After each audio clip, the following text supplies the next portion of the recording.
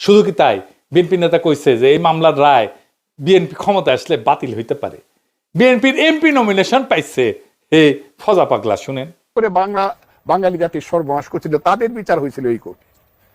কাজে তাদের বিচার যে কোর্টে হয়েছে যুদ্ধপদে, এই বিচারটা এখানে হতে পারে না। এটা সবাই মনে না করলো, আমি একজন মুক্তিযোদ্ধা হিসাবে এবং সমস্ত মুক্তিযোদ্ধা ভোট দিয়ে দেখেন বাংলাদেশে যত মুক্তিযোদ্ধা জীবিত আছে সবাই বলবে এই কোর্টে না।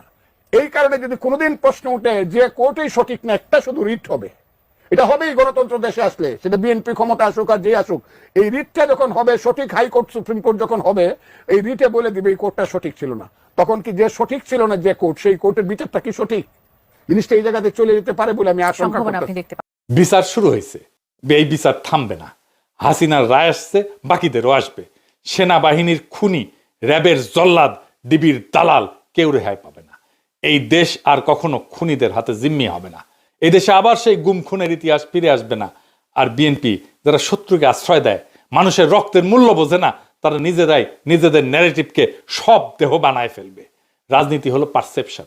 যেই মুহূর্তে মানুষের চোখে আপনি নৈতিকতা হারালেন, সেই মুহূর্তেই আপনি রাজনৈতিকভাবে মৃত। বর্ষা বিপ্লব কোনো নেতা বানায়নি, জনগণকে নেতা বানাইছে। এই বিপ্লবের মালিক মানুষ, জনগণ। এবং এই বাংলাদেশের সাধারণ মানুষ আজকে একটা কথা স্পষ্ট বুঝে গেছে, বাংলাদেশে ন্যায় বিচার দেরিতে আসে না। যখন জনগণ জেগে ওঠে তখন ন্যায় বিচার দৌড়াইতে বাধ্য হয়। আজকের রায় সেই দৌড়ের প্রথম শব্দ।